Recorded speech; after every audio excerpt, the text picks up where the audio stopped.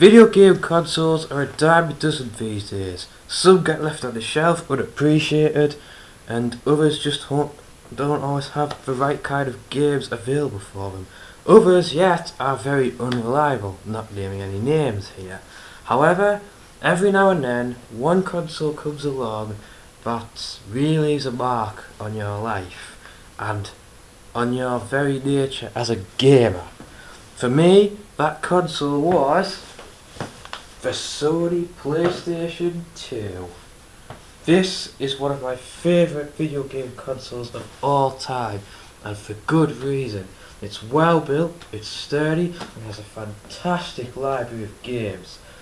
And now, these days, it's dirt cheap because it's been kicked to the side by the PlayStation 3. That's family for you. Let's take a closer look at the black box of wonders. It clearly shows you that it's the PlayStation 2 with the iconic PS2 symbol on there, along with the little PS1 logo. I'll just adjust the focus there.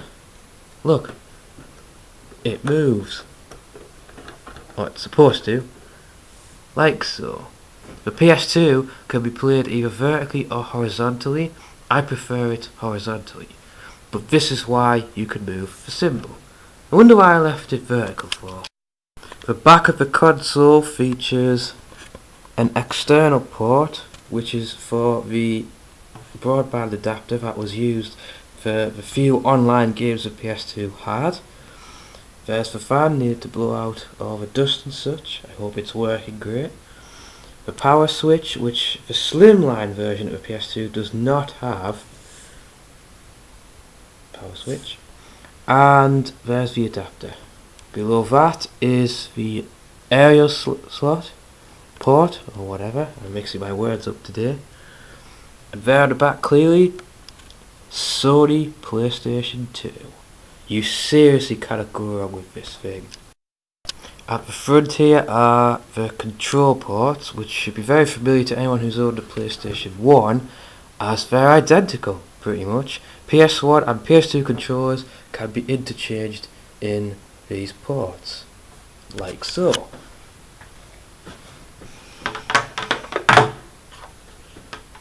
There's my PS1 control port, slotting in there nicely. This thing here is designed for PS1 or PS2. I'll probably review this thing sometime. After that comes the memory card ports, Magic Gate powered. This here is one of my PS2 memory cards. Chris's card says right there. And that slots in there like that. And then you have access to your wonderful world of gaming. Don't you just love technology? Down here are the USB ports. These are for specific things, such as the G-Con 2 controller for Time Crisis 2 and 3, which is all sorts of epic win. I forgot to mention, this here is the DVD and CD drive for the PlayStation 2. Normally you'd open it up, you press that button there, the blue eject button, it would open up. That there is the power button. Well, I say it's power, but it's more of a reset button, but you have to press it to switch it on anyway, so it's a power and a reset button. 2 buttons for the price of 1. And here we have a PlayStation 2 game. Typical design. This here is Crazy Taxi, which is excellent.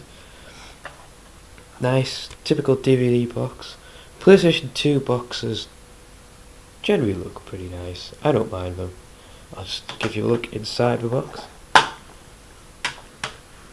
That's a typical PlayStation 2 disc, which is normally a DVD, but there are some CD ones available. This thing can play both CDs and DVDs. An instruction manual, which you really don't need for this game. The PlayStation 2 was pretty much the big console of the millennium, coming out around 2000-2001. Hope I remember that correctly. This thing has been around for over a decade now, and despite the fact that it's been consigned to the backseat by its bigger brother PS3, the Xbox 360 and Nintendo Wii, this is still an awesome console to own. I own two of these, the big one and the slimline one, and there's nothing wrong with either. They're both the same console, and they have a lot of great and memorable games that can stand up even to the games that play now. I went and found the PS2's little brother. Here is the slimline PS2, and you can see the difference in size, but they are both functionally the same console. It's just great what miniaturization can do, and it just proves bigger is not always better. Though this thing does rock, don't take me wrong. When I said this thing has a huge library of games, I wasn't kidding. Here's just a few of the ones I own to show you. Crazy Taxi for one, Time Crisis 2, Time Splitters, Shadow of the Colossus. That is a seriously badass game. Then you have Risk. I will not have a word said against the game of Risk. Red Faction, much lauded by everyone. Dynasty Warriors 5 Empires. It wouldn't be a game collection without a Final Fantasy. Guitar Hero 5. You could rock out on this thing.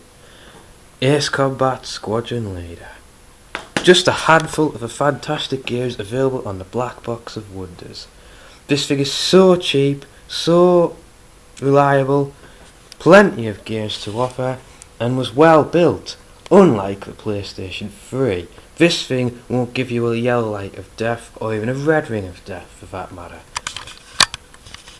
If you want an awesome game console that will give you years of enjoyment and has plenty of multiplayer games and even for single player games, RPGs, first person shooters, the like. There's even a strategy game on there, and there's like one that I was able to find for it.